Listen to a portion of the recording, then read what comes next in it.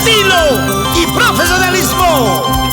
Sumac Internacional, Williams Producciones, con orgullo está presentando a los más queridos y aclamados. ¡Qué mejor!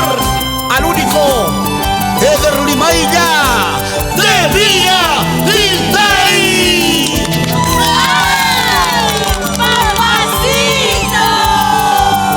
Y la mamacita, la patrona de los carnavales, sí es Giovanita del Perú.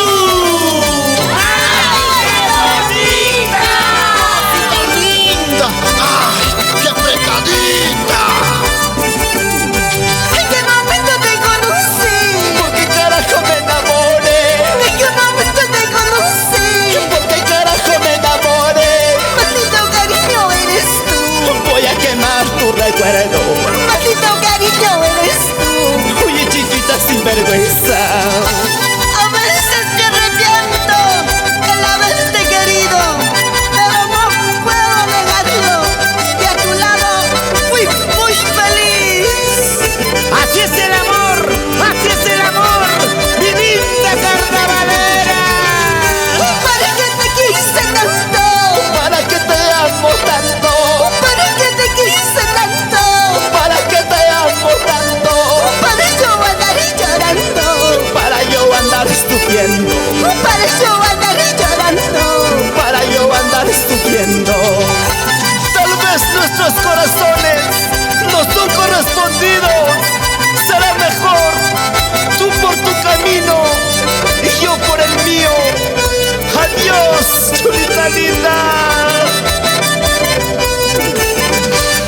¿Cómo sangra mi corazón? Hasta verte tus engaños, ¿Cómo sangra mi corazón? hasta verte tus traiciones, Quisiera ser de piedra. para no seguir llorando, Quisiera ser de piedra. para no seguir sufriendo. Tito Castro Guamán, toda la vida por Aguancha corazón. Seguimos trabajando por nuestro pueblo.